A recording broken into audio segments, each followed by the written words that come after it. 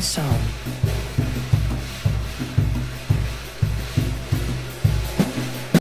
Hello!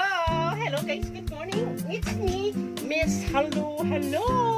For today's vlog, so ilang araw na tayo, puro na lang manok, baboy, di ba? So, mag-isda naman tayo. So guys, ito ay isda naman. Parang tanga. Hindi guys, ito is tinolang isda na may sabaw, di ba? So, sa mga Bisaya, shout out, hello, the world, universe, Sagantike, at mahilig sa mga ganyan. Nagpakulo na ako ng tubig, guys. Ang dami ko na sinasabi linggo na linggo, no? Maglagay ako ng sibuyas. Guys, tulad ng sinasabi ko, kanya-kanya tayong version magluto. Next is kamatis. Pakuluan ko lang siya and then maglalagay ako ng salt and pepper. Maglalagay tayo, guys. Depende sa inyo niya kung dadamihan nyo o hindi. Salt and pepper. Tapos maglalagay ako ng konting asin. Konting asin lang. Baka may umalar. Konting alin. Oh, yes. And then, pakuluan ko lang siya. Takpan ko muna after a few minutes. Tapos sasabihin ko sa inyo kung ano yung uulamin natin. Takpan ko muna, pakuluan natin. Balikan natin after a few minutes. Bye-bye! I'm back! Guys, ang ingredients natin for the gulay to the highest level is kalabasa. Guys, konti lang to. Kalabasa, okra, and then, daw ng kamote. Mas maraming gulay, mas masarap. Tapos, talong. Yes. Tapos, may binili akong isda. Eto. So, hulaan nyo. Manghula kayo, diba? Tsare. Is tuna. Guys, ilang piraso lang naman yan, tuna. So, wag mo na. So, habang nag-present ako ng mga gulay, o, diba? Naplastikan, kulo na. Kumulo na siya, guys. Lagay natin yung isda. So, lahatin natin yung isda. Kasi pag nagluluto kami, guys, maramihan hanggang ngayong gabi, hanggang bukas pa yan. Kasi dalawa lang kami ng cameraman ko na masama ang loob. Nag-aaway pa kami, guys. Diyos ko, it's for fun lang naman yan. Guys, kamain ko na. Ay, yan. Tuna to, guys. Pinirito ko. Guys, tulad ng sinasabi ko. Guys, pag nagluluto, guys, mas masarap to, prito bago lagyan ng gulay. Pero pag nasa probinsya ka, pag fresh talaga yung isda, pwede na yan. Diretso mo na. Kung baga, tawag, hindi mo na kailangan prito. Diretso na, pwede na yun. Ito kasi tuna na slice na siya. So, pinirito ko ng bahagya. Lahatin ko ba? So, lahatin ko na, sabi ng cameraman ko, ito, lahatin ko na siya. Yes. Ayan, hindi yan tuna, guys. Ay, hinaluan ko lang yan. Ibang isda yan. Ewan ko anong isda yan. Basta, ganun lang siya. And then, pakuluan na natin yan, guys. Mas masarap yung yes kapag pinipirito natin. Kasi nag-ibang yung lasa. Tapos, guys, nag-ibang lasa. Tingnan nyo naman. Dumidilim na naman ang kalangitan. Diba? Babalikan ko kayo after a few minutes. Guys, tingnan nyo, guys. Ang saging ko. Tinanggalan ko kanina ng puso yan.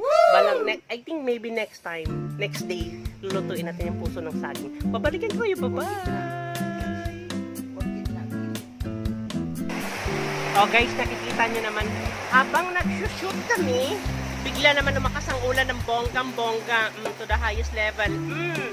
Meow meow! Kung patay na! Oh guys, lakas naman ang ulan habang nag-shoot kami. Oh my God! So, balik tayo sa niluluto ko, guys. Habang malakas ang ulan ng bonggang-bongga, game over. Charan! Guys, ang lakas ng ulan, di ba pinakita ko kanina? Habang kumukulo siya, guys. Nalagyan ko na kanina ng ano yan. Lagay natin is kalabasa. Pampalinaw ng mata. Habang malakas ang ulan, habang kami nag-shoot. Sama-sama ko na, guys. Talong. Talong. Tapos, guys, sama-sama ko na. Guys, may sili tayo. Sama-sama ko na, parang matapos na. Ang lakas ng ulan kasi. Oh my God naman. Hindi ko na haluin, guys. Baka mamayang isda na sa ilalim. Baka madurog siya. Tingnan nyo, guys. Malug-alug pa yung nilulutuan ko. Tapos Maria Joseph Santissima Trinidad. Guys, takpan muna natin. Balikan na natin after a few minutes habang malakas ang ulan. Bye-bye!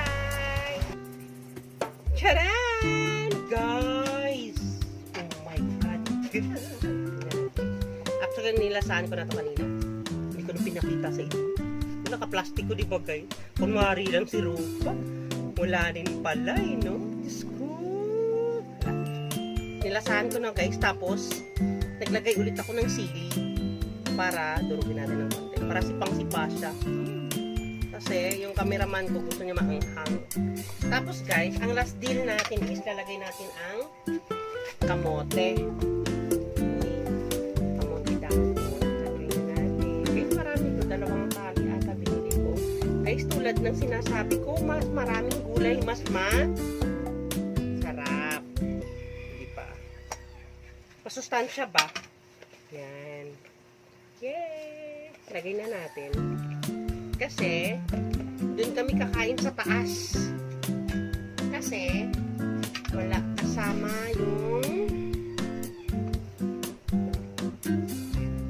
walang kasama yung biyanan ko. Wala siyang kasama. So, dun kami kakain. Every time, guys, na nagluluto ako ng marami, every Sunday, kasi minsan, yung ate ni Sherwin umuwi dun sa family niya. So, every weekend, pag nakikita nyo, nagluluto ako ng marami kasi dun ka kumakain sa biyanan ko sa taas. Actually, dito kami sa baba. So, hindi ko na ibablog ang place namin. So, dito kami kumain sa baba. Pag kompleto, pag may kasama siya dun. So, every weekend kasi, yung ate ni Sherwin, umuwi siya dun sa family niya. So, madaling salita, walang kasama yung mami ni Sherwin. So, nagluluto kami, dinadamihan na namin. I really spending time sa taas. Doon kami kumakain. And then, guys, ang dami ko na sinasabi. May English pa. Baka manosbleed naman na catch. Takpan na natin, guys. Tapos, balikan natin after minute pag kumukulo-kulo na siya. Kasi mabilis lang naman yan pag gulay. Bye! Charan! Guys, kumukulo-kulo na siya. Guys, naglagay ako ng lemongrass or tawag sa Tagalog nito. Tanglad. Guys, ganito na siya.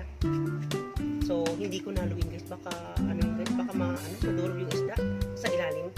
So, patayin na natin. Bye. Tsare. Guys, it's me, Miss Hello. Like and share and comment. Bye-bye. Happy Sunday. I love you all. Bye.